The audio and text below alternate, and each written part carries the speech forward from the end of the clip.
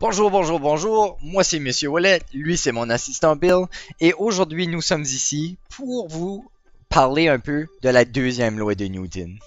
Donc la deuxième loi de Newton, celle qu'il a proposée pour expliquer comment les forces affectent le mouvement, elle nous dit ceci. Elle dit que l'accélération, c'est-à-dire le changement de vitesse que va subir un objet, dépend de la force qu'on applique sur l'objet et de la masse de l'objet. Ça semble comme beaucoup à comprendre, mais dans le fond, c'est un principe qui est très simple et que vous pouvez probablement connaître de façon intuitive. Vous avez de l'expérience avec ça dans votre vie. Mais ici, Bill va essayer de nous aider à mieux comprendre. Donc, voici ce que nous allons faire. Remarquez que tout de suite, mon vaisseau est en train d'aller à une vitesse constante de 9374,8 mètres par seconde. Et cette vitesse n'est pas en train de changer parce que j'applique aucune force sur mon vaisseau tout de suite. Mais la première loi de Newton qu'on a vue dans la vidéo précédente nous enseigne que dès que j'applique une force, cette vitesse, elle va changer. Donc, appliquons une petite force dans 3, 2, 1. J'applique une force de 30 kN ici. Vous voyez, mon engin, il brûle pas très fort. OK?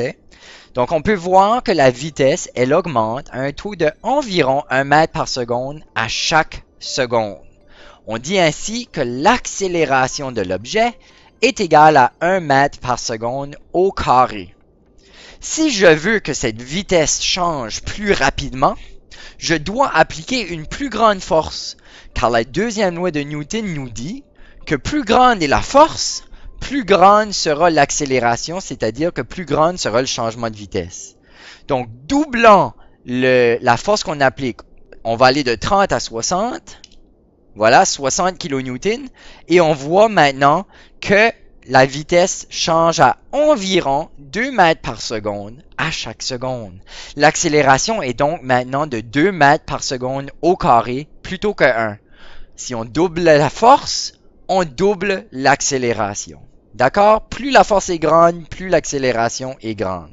Si je me rends à le double de ceci, c'est-à-dire 120 kN, voilà, on voit maintenant que je change environ 4 mètres par seconde à chaque seconde. Donc, la force, elle est proportionnelle à l'accélération, ce qu'on dit. Bon, l'autre chose que je peux faire pour affecter l'accélération, on va fermer le gaz pour l'instant. L'autre chose que je peux faire pour affecter l'accélération d'un objet, c'est de changer la masse de l'objet.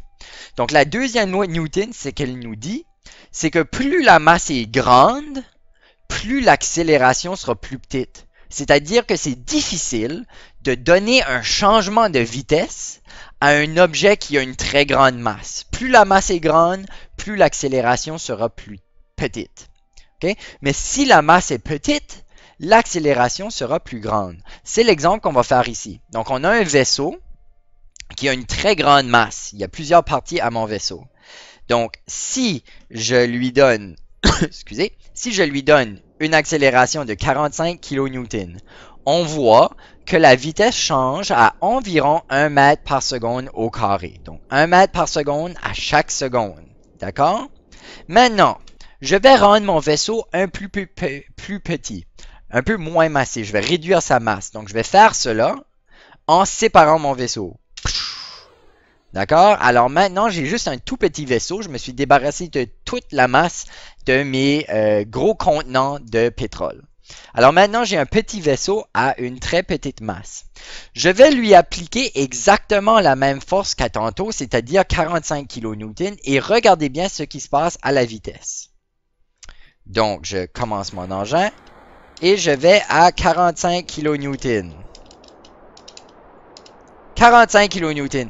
Regardez la vitesse. Est-ce qu'elle augmente à seulement 1 mètre par seconde à chaque seconde? Non, on voit que c'est beaucoup plus rapide. Regardez, je peux même pas le suivre avec ma voix. 87, 8, 9, non, je peux pas le suivre. On va à des accélérations qui sont très grandes. Et pourtant, j'applique exactement la même force. Donc, j'applique exactement la même force, mais l'accélération est beaucoup plus grande. Et ça, c'est parce que la masse est beaucoup plus petite. Donc, ça prend moins de force pour la faire changer de vitesse. Et c'est ça la deuxième loi de Newton. Elle nous dit que la force est proportionnelle à l'accélération mais que l'accélération est inversement proportionnelle à la masse. C'est-à-dire que quand la masse monte, l'accélération descend.